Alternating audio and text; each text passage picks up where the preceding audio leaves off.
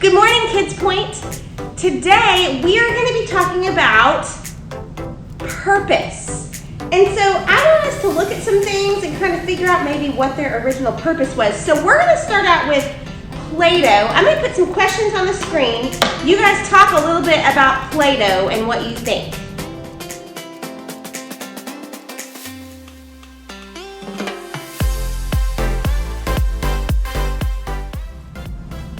Okay, so if you're like me, Play-Doh I have used to make things, roll it out, make some snakes, make some cookies, make a pizza, right? We use it just for play. I've also used it kind of as a fidget where I just kind of hold it and squeeze it. Sometimes it's used for physical therapy if you break a finger or something, to start squeezing and get the strength back in your fingers. Lots of things that we use Play-Doh for, but the original intention of Play-Doh and its original purpose, a soap maker named Cleo McVickers, that's a fun name, huh? He decided that he wanted to make some wallpaper cleaner. He was a soap maker, he made things that cleaned things, and he thought, you could take this and push it on the wall and it would clean your wallpaper. That's what he was trying to make. Clearly it's not gonna work that great as a wallpaper cleaner. But his son took it and started playing with it and molding it, and that is how we got our Play-Doh today, is that his son started playing with it and he thought, well, this makes a better toy than a better cleaner. And so he started making Play-Doh that way and for fun. Kind of interesting, huh? All right, next one, bubble wrap. You guys talk about bubble wrap for a second together. Pause the video and answer these questions.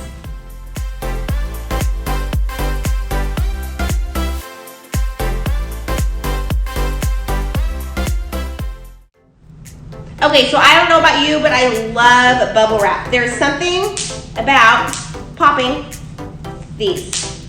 In fact, the other day, we had a big long thing of it from some package that came in, I'm sure, for a Christmas present. And so Hallie spread it all across our tile floor, and she was just running up and down and popping all the bubbles. And of course, after the girls went to bed, Eric and I went and ran up and down and popped all the bubbles every time. But packaging wasn't its original use, its original purpose, its original intention. It was actually invented, are you ready? I can't even believe this is a thing. It was invented as a textured wallpaper. Can you imagine like putting this on the wall as decoration? I mean, I'm sure they would have colors, but they wanted it to have some texture, some lift and 3D to it. I'm thinking that was a horrible purpose for a bubble wrap, right? I mean, you could just pop it as you go by and then your wallpaper is ruined. Horrible purpose for bubble wrap. But the purpose that we use it for now came about so obviously people weren't using it for wallpaper, but then computers were invented and they needed something to protect the computers when they packaged them, and they started using bubble wrap because it was big enough. When computers were first invented, they filled whole rooms. So it needed something big to wrap all those pieces and parts in. So that was the original invention of bubble wrap, and the purpose of bubble wrap was wallpaper. Not quite a great purpose, huh? All right, last one, sticky notes. Talk real quick about sticky notes.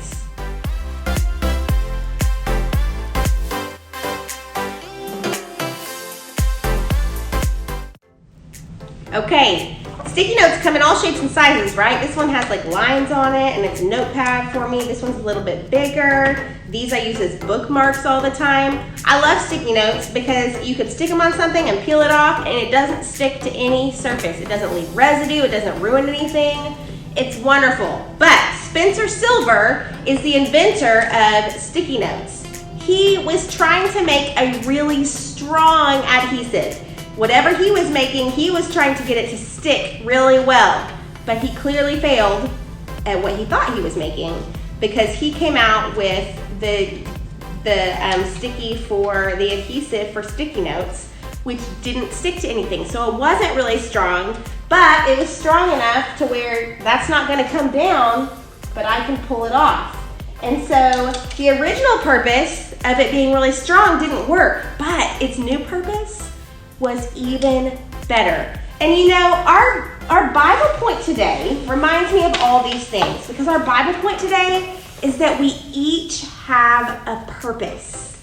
God gives us each our own purpose. We have a purpose as Christians and as the body of Christ, but He also gives each of you individually a purpose in your life.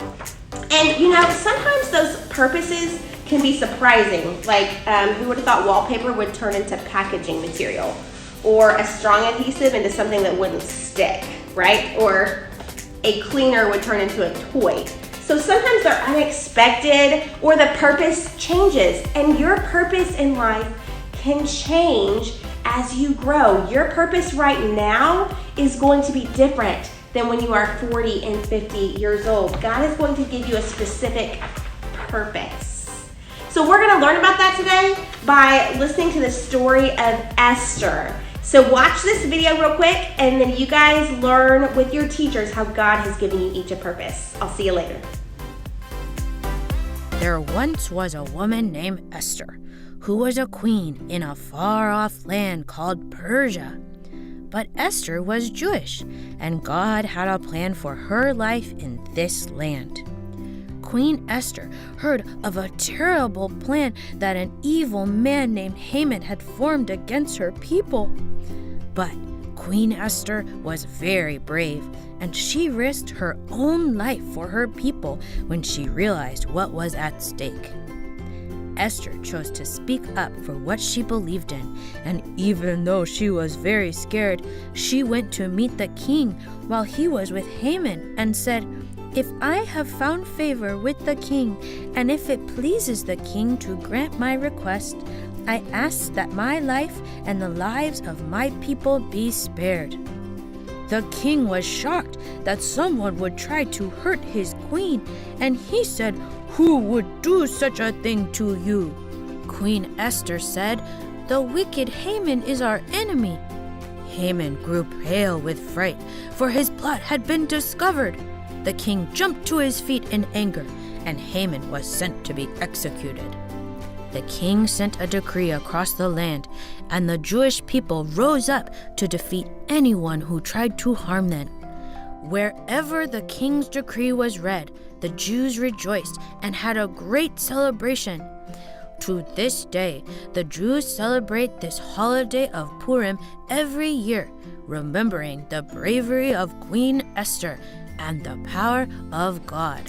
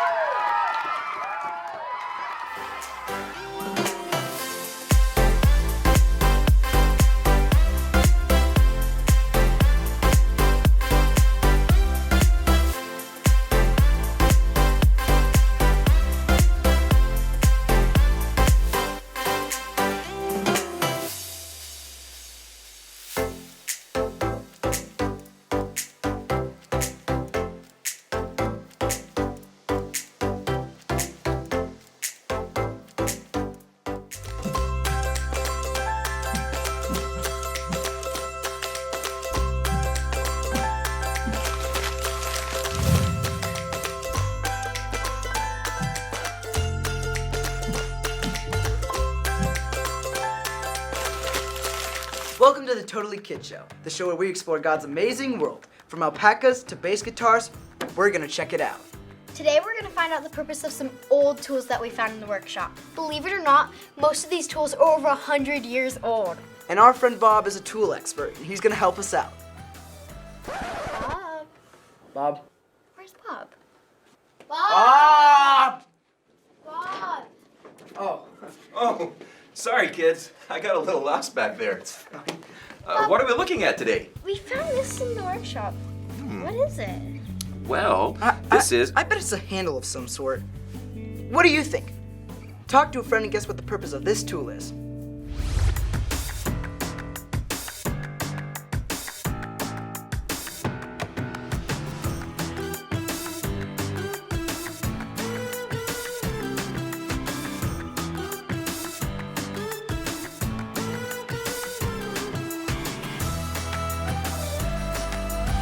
Time's up. Let's see if you're right. Bob, can you tell us what this tool does? Sure. Well, before there was electricity, nobody used electric drills. So you would put a bit in this, tighten it up, and then you would hold it in place, and then you would drill something. Wow, that sounds like a lot of work. I'm glad we have electric drills now. Yeah, electric drills are a lot easier, but before electricity, tools like this served an important purpose. Gunner, will you grab that board over there? I'll show you how it works. Yeah. Put that right there on the table. Okay. Yeah. And you just hold this in place and turn. Cool, right? Yeah. What's this one? Oh, Bet you it's some sort of dentist tool. What's your guess? What's the purpose of this one?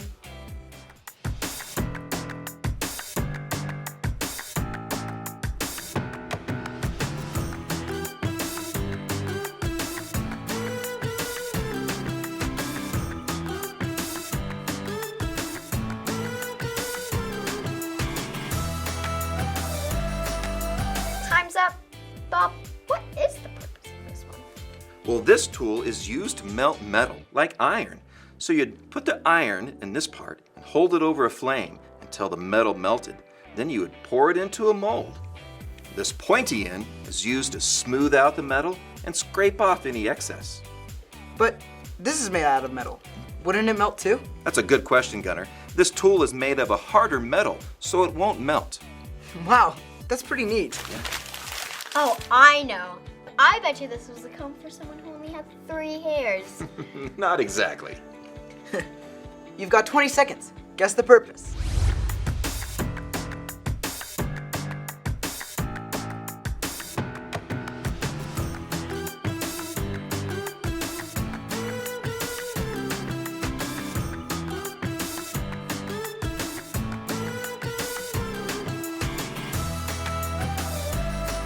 Time's up. And the answer is a bug killer. Not quite.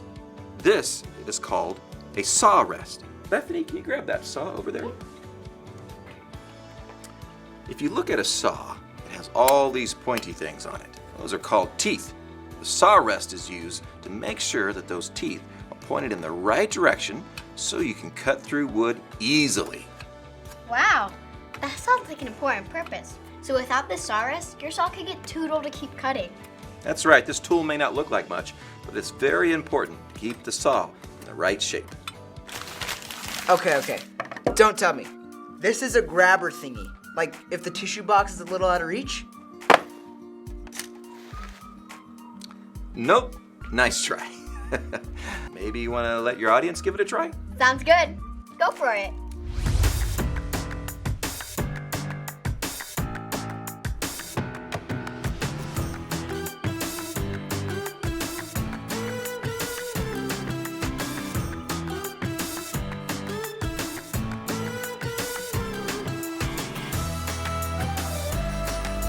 Time's up. Bob, can you help us out here? Sure. This is called a micrometer. It's kind of like a ruler. It's used to measure tiny things. So what you do is you place what you want to measure inside, so stick your finger in there. And it tells you how many micrometers that is. What's a micrometer? That's a good question. Well, a meter is about 3 feet, and a micrometer is 1/1,000,000th of a meter. 1/1,000,000th? Why would anyone want to measure that? Well, when you're working on very small projects, you want to make sure that you have very accurate measurements.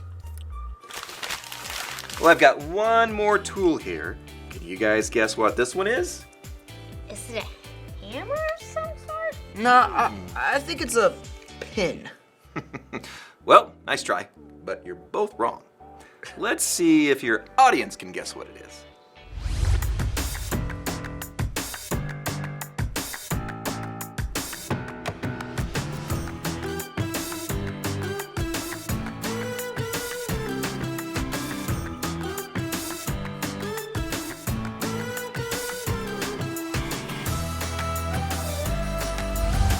What is it? This is a screwdriver. A screwdriver? Yes. And not only does it have a screwdriver head, it also has a saw blade and also a really tiny wrench. So this tool has a lot of purposes. It really does. Well, I learned about tools I didn't even know existed. Thanks, Bob. You're welcome. Join us next time on the Totally Kids Show. Who knows where we'll be next? Bye! Bye!